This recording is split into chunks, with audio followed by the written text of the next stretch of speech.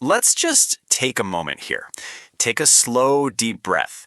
Today, we're going on a journey, a catabasis. Now, if you're familiar with ancient Greek, you know a catabasis is a mythic descent into the underworld to retrieve lost knowledge. Over the next few minutes, we are going to embark on a really contemplative, almost ritual descent into the origins of evil and the entity we've come to know as Satan. We're going to impartially explore the mythic and historical dimensions of the adversary across ancient traditions. We're looking at how humanity actually tried to understand the darkness, the pain, and the profound misalignment of our world.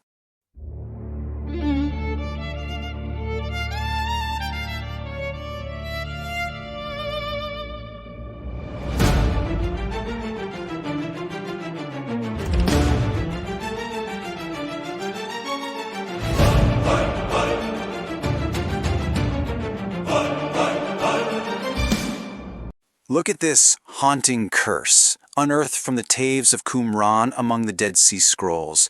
It really sets the perfect stage for our exploration today. It's almost like our invocation. When ancient writers penned these exact words against the figure of Belial, they weren't just writing a story. They were giving voice to a universal human anxiety.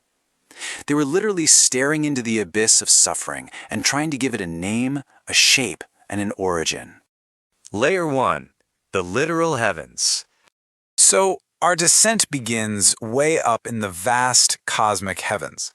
In this first layer of our historical understanding, the origin of evil was viewed as an entirely literal external rebellion.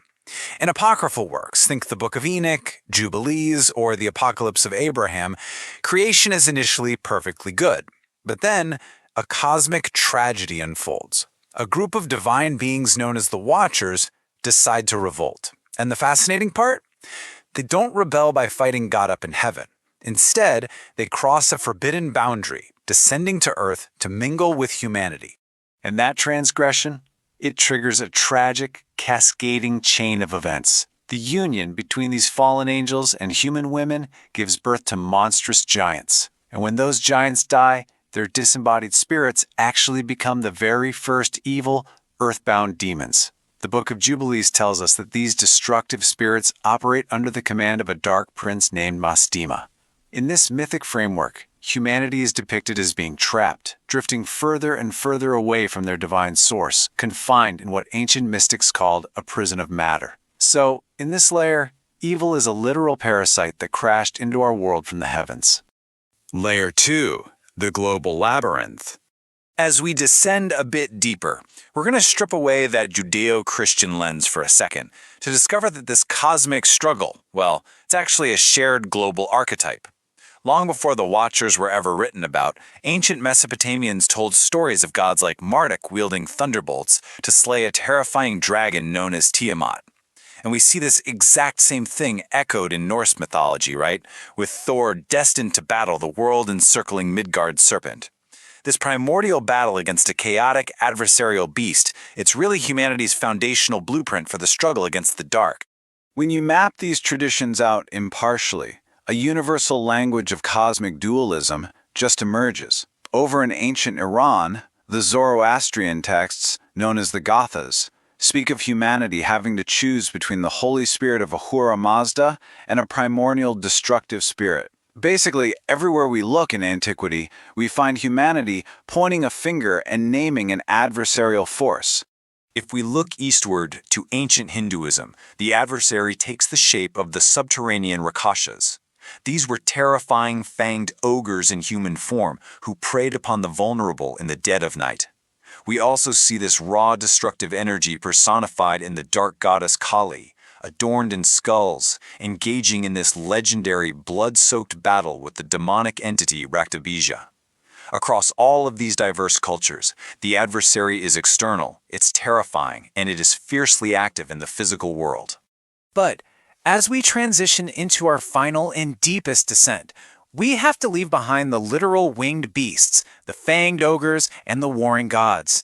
We're crossing a threshold here to examine a much more intimate, hidden battlefield, one where the adversary is no longer up in the sky or under the earth, but far, far closer to home.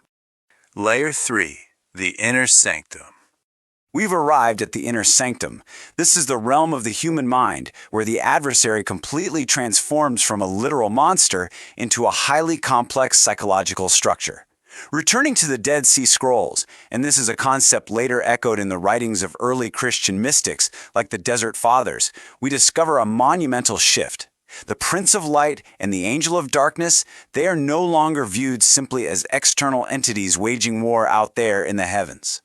Instead, this cosmic dualism becomes deeply moral and intensely psychological. The scroll explicitly states that these two spirits are struggling directly within the human heart, and even more stunning is the assertion that the Creator intentionally designed both the light and the darkness to exist within us.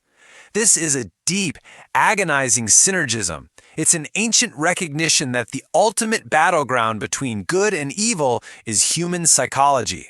And they took this internal struggle so literally back then that ancient mystics at Qumran actually created diagnostic horoscopes for it.